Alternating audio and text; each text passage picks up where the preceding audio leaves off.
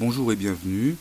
Cette petite vidéo concerne le langage Python et comment bien démarrer avec ce langage. Alors je vous propose d'aller voir tout de suite mon IDE. J'utilise celui utilisé par tous les lycéens qui est l'IDE Edu Python. Alors comment s'organise ce logiciel? Vous avez une première fenêtre ici dans laquelle on va pouvoir venir taper chaque ligne de notre programme. Et lorsque le programme sera exécuté, eh bien, il sera lu ligne par ligne. C'est comme ça qu'on va fonctionner dans la programmation. Ici, vous avez une fenêtre dans laquelle vous avez une console Python. Cette console Python, c'est la console dans laquelle va s'exécuter le programme qu'on va lancer. Et c'est l'endroit où s'exprime le langage Python. Alors par exemple ici, si on teste quelque chose qui existe en Python, une simple opération, par exemple 1 plus 1, eh bien on a une réponse tout de suite qui est 2. Donc j'en profite pour vous montrer les différents opérateurs qu'on retrouve en mathématiques dans Python. Donc on a l'addition, évidemment on a la soustraction, 3 moins 2 ça fait bien 1, si je fais 2 moins 3, j'obtiens bien moins 1. On a aussi évidemment la multiplication, si je fais 3 fois 2, eh bien j'obtiens bien 6, et on peut mettre aussi 3 au carré avec 2 fois le signe multiplié, et là on aura donc 3 au carré qui font 9, mais on pourrait le mettre au cube en faisant 3 au cube. Voilà, donc ça c'est les différents opérateurs mathématiques que vous avez juste au-dessus de ma tête. Il en reste 2 que je vous ai pas montré, enfin 3 plutôt. Donc on a la division par exemple. Si on divise par exemple 5 divisé par 4, on obtient 1,25. Et si on fait la division entière en fait de 5 divisé par 4, bien comme 4 n'y va une seule fois dans 5, et bien on a bien un résultat de 1. Et si on veut savoir s'il reste à cette division, s'il y a un reste à cette division, et bien tout simplement on va taper 5 modulo 4 et on voit bien qu'il y a un reste de 1.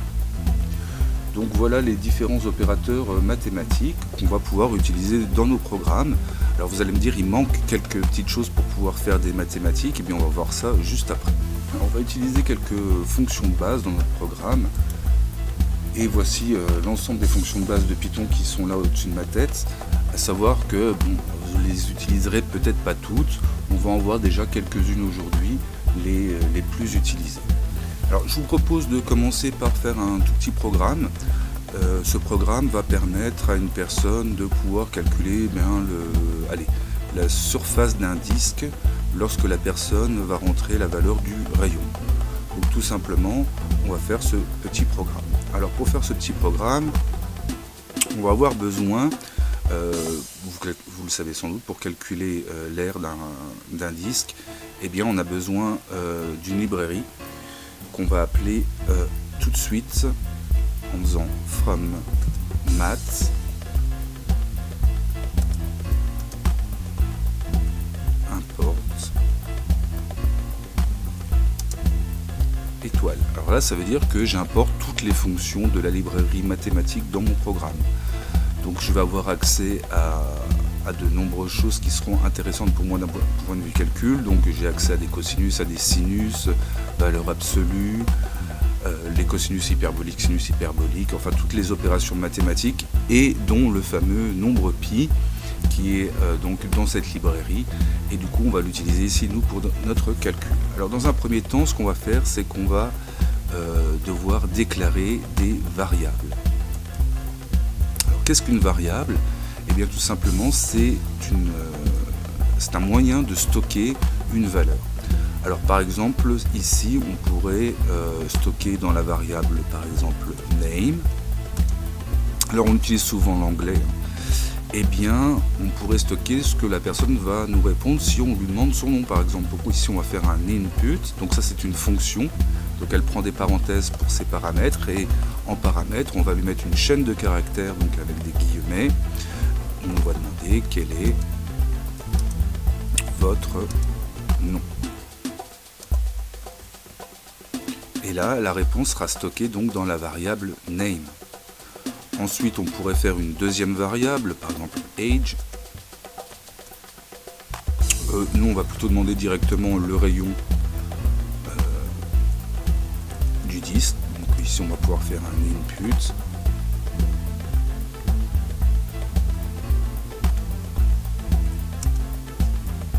Quel rayon?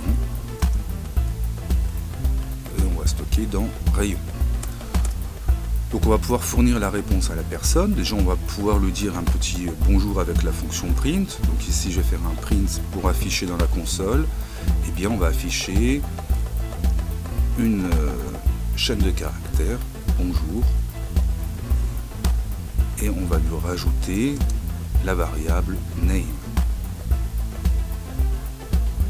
Donc là on va afficher deux choses, à la fois une chaîne de caractères et à la fois la valeur d'une variable. On peut exécuter le programme avec la petite flèche en vert.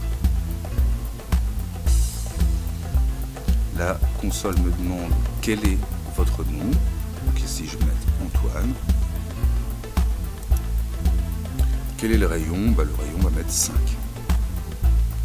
Donc là ça fonctionne parfaitement. Le programme me répond donc bonjour Antoine. Donc maintenant on va essayer de lui faire réaliser un petit calcul à l'aide des variables. Alors sachez que les variables, comme leur nom l'indique, elles peuvent changer à tout moment. Si on fait une opération dessus, on peut lui faire changer de valeur ou écraser la valeur que la variable contient.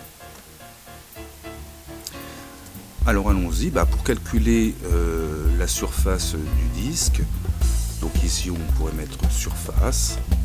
Eh bien, on va faire un calcul. Donc ce calcul, vous le connaissez tous, le calcul donc de la surface d'un disque, c'est donc pi fois le rayon au carré. Donc ici pi, on l'a grâce à la librairie mathématique qu'on a importée précédemment. On multiplie par le rayon. Donc ici on a notre variable rayon que l'on peut mettre au carré. Donc du coup, on n'oublie pas les deux signes multipliés pour élever à la puissance, et donc la puissance 2. Alors ici, si on exécute le programme comme cela, il va y avoir un problème, parce que on va avoir un problème de type de variable. Alors qu'est-ce que c'est que le type de variable? Alors déjà je vais vous montrer l'erreur que va écrire le programme. Donc on me demande mon nom. 5. Et là vous voyez, il y a une erreur qui apparaît. Donc on peut aller vérifier dans la console Python quel est le type d'erreur. Eh bien on nous dit, attention, on utilise des chaînes de caractères, string, et un nombre entier int. Et on ne sait pas faire une opération donc entre ces deux types de variables. Alors qu'est-ce que ça veut dire? Ça veut dire que les variables ont des types. Donc je vais vous montrer le type, comment obtenir le type d'une variable. Alors ici, je vais mettre un hashtag pour que le programme ne lise pas cette ligne avec surface, et on va imprimer en dessous print donc le type de notre variable name par exemple, et on va aussi, on va afficher, et on va afficher le type de notre variable rayon.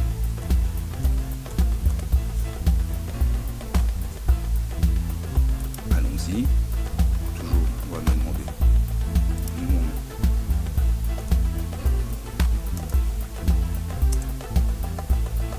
Donc là, le programme me répond que les deux variables sont des chaînes de caractères. Donc en fait, c'est pour ça que on ne peut pas utiliser rayon dans le calcul, puisqu'il est considéré comme une chaîne de caractères et on ne sait pas faire de calcul sur une chaîne de caractères. Alors ce qu'on va faire, c'est qu'on va transformer donc la variable rayon en d'une chaîne de caractères. On va le faire passer à un nombre qu'on appelle flottant à virgule, parce que si la personne nous donne un nombre à virgule, eh bien il faut qu'on arrive à lire ce qu'il y a derrière la virgule.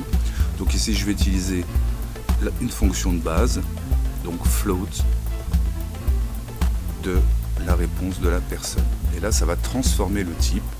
En fait ça va devenir un type flottant. Et là on peut tout à fait réaliser le calcul entre un nombre entier et un nombre flottant. Donc cette fois il n'y aura plus d'erreur dans mon calcul et on peut imprimer le résultat.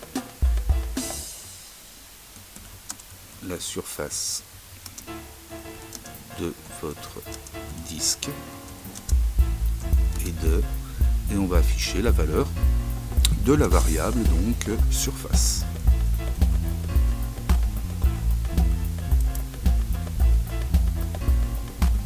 Donc on met mon nom, un rayon de 5, et donc ça fonctionne parfaitement. Vous voyez, bonjour Antoine, la surface de votre disque est de 78,54 si on arrondit correctement. Donc voilà pour débuter assez simplement en Python, donc comprendre qu'on peut créer des variables, faire des opérations sur ces variables, mais vous ferez attention car il existe différents types de variables, et dans ces types de variables nous avons les nombres entiers, donc avec une fonction qui leur correspond qui est int, les nombres à virgule avec une fonction qui leur correspond qui est float, et les chaînes de caractères qu'on appelle string en anglais, et qu'on peut aussi obtenir en faisant la fonction string, donc str, avec des parenthèses. Voilà pour débuter, très simplement, avec Python, vous montrer qu'on peut réaliser un petit programme qui fait un petit calcul en quelques minutes, et je vous retrouverai peut-être pour vous expliquer quelques notions un petit peu plus approfondies dans un prochain épisode. Je vous remercie de votre attention et je vous dis à bientôt.